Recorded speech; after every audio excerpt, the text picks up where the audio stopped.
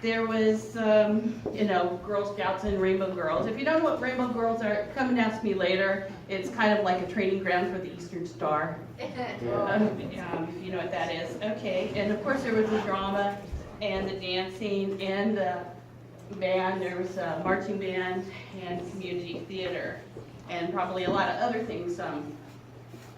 So she'd be in these organizations. As a small town, they kind of don't have a lot. People would leave periodically because, well, you'd have to leave Atascadero because it's just too small. It's too small for a person like Dianna. And as a matter of fact, Atascadero, the name Atascadero, for the Spanish speakers here, comes from the Spanish verb atascar, which means intractable or stuck in the mud. So Atascadero, loosely translated, means mud hole. So she was just way too big for the place. She was kind of not just a big fish in a little pond, but in a mud hole. So anyway, there would be all these activities she would be involved in, and my brother also, and me later. And what she would find is, as people left town, there would be a power vacuum in these organizations. So she would be like, well, I'm just as good as that person. I'm going to step up. I'm going to become the president. I'm going to become the team captain. I'm going to be the section leader of the French horns. I'm going to become the drum major. I'm going to become worthy advisor. That's the president in Rainbow Girls. And I'm going to be the female lead. If I can't be the female lead, goddammit, I'm going to be the sassy best friend.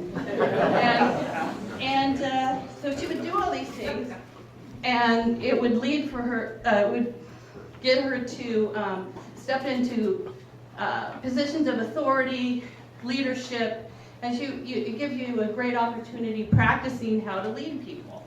And I think that, being in a small community, getting that support, practicing when the risk was pretty low, but you got a lot of experience. And then along the way, I think it was Nick who talked about how she brought along people. Well, she started doing that back in high school. She knew that she was going to be leaving for greener pastures, and she would encourage people to, well, why don't you become sergeant at arms? Why don't you become vice president? I'll show you the way, and then you can become president when I go off to state. And that's exactly what she did. And so that's precisely what she did. So in the process, she became quite the big deal. Yeah, quite the big deal, as you know. And then as she pursued her dreams, she went to state, as you know. She was in summer stock. She went to LA and New York for times, and whenever we could. Now at that point, it was just myself and my parents at home. I'm a little bit younger, so we would try to come up here to the city and go to as many shows as we could. I don't remember too many of them. Some of the content was maybe a little inappropriate for someone of my age. I'm thinking specifically of one production of Lysistrata. For those of you who know about it, I can tell you later because I know we're starting to run a little long here. But so in the case of Lysistrata, she was the female lead, and Google it sometime to find out what it is. I was 10 years old, and men were walking around the stage holding their packages. So read more about it later. I don't want to go into it. I'm embarrassing my mother already, I can tell. But in other words, the playing that role, it was typecasting. Because she would, get everybody together and lead them.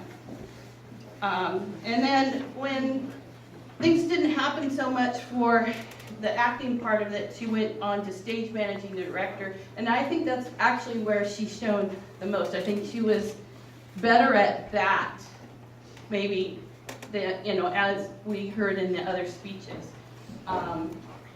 You know, she gave a lot of people their starts. She gave, a lot of people got their equity cards from her, and I think they're here tonight.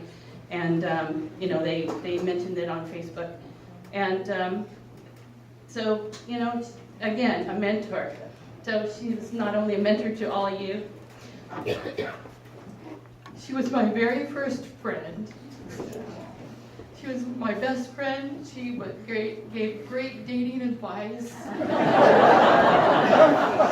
And also, you know, in her usual style, she let me know, like, hey, break up with this guy. This guy's not but I take her because I have a lovely husband now. So anyway, I'm hoping that she will continue to be my spirit guide as I go through the rest of my life, because I really miss her, and I miss her wise counsel. But anyway, thank you all for coming today.